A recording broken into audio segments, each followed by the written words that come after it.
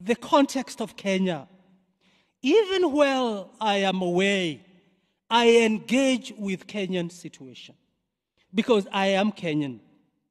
And you remember when I was the provost here, my considered conviction was you cannot look at life in a binary way, that there is holy and there is unholy. There is what is political and there is what is church. When politicians want to use the church to propagate their agenda, they say church and politics is one. When we become very tough on them, they say, no, you do the church things, leave politics to us. I am convinced, as a theologian, I am a politician as well. And politics is talking about the governance of a nation. And the church and church leaders must engage in such. So we hear the cry of our country. The cost of living, the depreciation of the Kenyan shilling against the dollar, which is affecting the prices of most of the commodities because we are net importers. When I hear of that cry, it is very sad.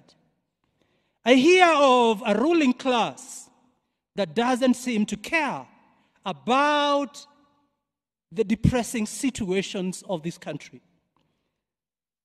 We have a weak parliament that can be used by the executive to add taxes to Kenyans. When this government was campaigning, they said they are going to reduce taxes. In fact, they were criticizing the then government, which they were part of, because of the high taxation. But today, the load of taxation is becoming heavier and heavier. And this is happening at a time when we hear of cases of grand corruption. So on one hand, you tax people. On the other one, the same government gets into scandals of corruption. For example, the edible oil. What has the government to do with edible oil? Any government project is riddled in a lot of corruption, unfortunately. And then you are told it is not fit for human consumption. Fuel prices are not making sense in Kenya. If you compare with the world, the prices are going down. In Kenya, they are going higher, affecting the lives of the poor Kenyans. Most of the public resources are going into waste, unfortunately. And the controller of budget actually stated publicly, and this is information that you have, that 2.2 billion has been spent in the office of the president and State House between July and September. If you do that calculation, it means that we spend in that office 23 million per day and 1 million per hour. That cannot be sustainable. While I was away, I hear now you've moved from Kenya Power and Lightning to Kenya Power and Darkness.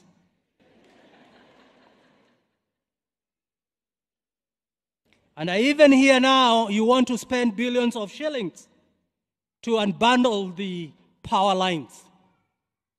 This is corruption after corruption after corruption in a government that looked very Christian. And you remember I told them not to hide in Christianity. Christianity is being men and women of integrity. You cannot use Christ to come to power, and then when you get there, you become a corrupt leader.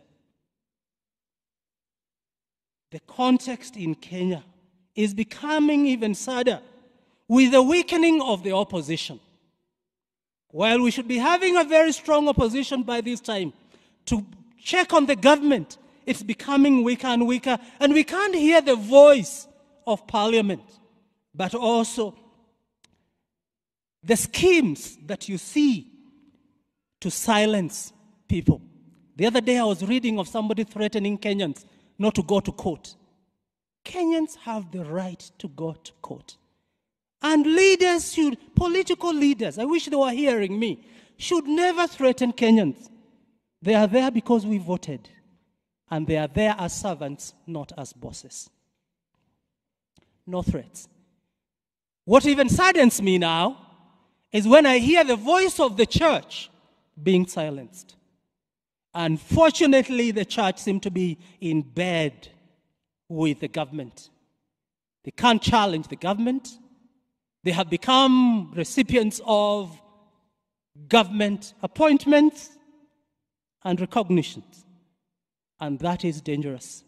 So corruption, if you're not careful, will permeate every part of the church. This cathedral has been known as a place of agitation. This pulpit has been used by many people in the past, archbishops and provosts, as a place of calling on the government. And that is the role that the church must engage. And this church is very central to that. The people of Israel needed a redeemer. Kenya needs redemption as well.